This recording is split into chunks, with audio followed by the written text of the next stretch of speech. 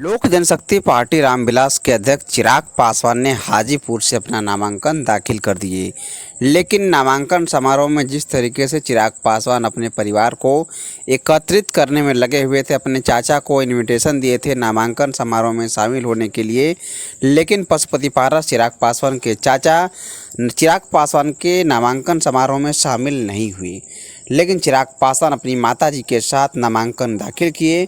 लेकिन चिराग पासवान 2024 लोकसभा चुनाव में रामविलास पासवान की कर्मभूमि हाजीपुर से अपना नामांकन दाखिल करके और एक ज़बरदस्त तरीके से विशाल नामांकन सभा भी रखे थे चिराग पासवान। उसके बाद चिराग पासवान रोड शो करते हैं, लेकिन कहीं ना कहीं चिराग पासवान के रोड शो से, नामांकन समारोह से ये साबित हो गया कि चिराग पासवान हाजीपुर से चुनाव एक बड़े अंतर से जीतने जा रहे हैं साथियों। लेकिन कहीं ना कहीं चिराग पासवान अपनी माता रीना पासवान के साथ हाजीपुर में पूरी तरीके से भावुक दिखे। लेकिन कहीं ना कहीं रामविलास पासवान के जाने के बाद चिराग पासवान का हाजीपुर की जिम्मेवारी लेना, हाजीपुर के साथ रहना, हाजीपुर को अपना परिवार बताना, परिवार के साथ रहना, ये चिराग पासवान का कितना फैक्टर होगा वो आने वाला समय बताएगा। लेकिन चिराग पासवान हाजीपुर जाकर अपने परिवार के साथ और अपनी जिस तरीके से चिराग पासवान बताते हैं कि मैं हाजीपुर से चुनाव लड़ने नहीं, सिर्फ और सिर्फ आशीर्वाद लेने आया हूं।